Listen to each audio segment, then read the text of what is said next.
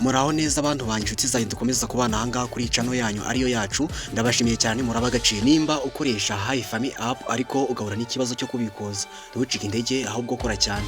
Abakoresha batandukanye bakoresha Hi Fami app bo mu Rwanda, mu Burundi ndetse n'ahandi bagenda bahura n'ikibazo cyo kubikuza bitewe n'amategeko n'uburyo bwo kwishyura bwa app butandukanye bitewe n'igihugu. Mu gusobanukirwa uko bikorwa, abakoresha batandukanye bakoresha Trust Wallet, Binance ndetse n'izindi wallet zitandukanye nka C Wallet bakabasha kubikuza. Ubwo buryo bwose mvuze haruguru bukoreshwa mu kwakira amafaranga muri Hi Fami app ariko bitewe n'igihugu uherereyemo, n'amabwiriza ya app, aya wallet ndetse na exchange nka Binance n'izindi zitandukanye mu kwakira amafaranga. Nimba ukeneye gusobanukirwa byimbitse uko bikorwa, uko wakakira amafaranga kuri Trust Wallet, Binance, C Wallet aturutse muri Hi Fami, no gusobanukirwa uko zifungurwa, uko zihuzwa n'izindi serivisi mu buryo bwemewe, usabwa kwinjira muri group yacu WhatsApp. Link yo kwinjira muri group yacu WhatsApp urayisanga muri comment ya mbere uri busangemo, niho uza gusanga iyo link. Ni ibintu rero bitagoranye kandi byoroshye kuba wakinjira muri group yacu WhatsApp tukaba twagufasha kandi utacika intege. Iyi video igamije gutanga amakuru n'ubusobanuro gusa. Buri mukoresha asabwa gukurikiza amategeko ya Hi Fami, Trust Wallet, Binance, C Wallet ndetse na YouTube.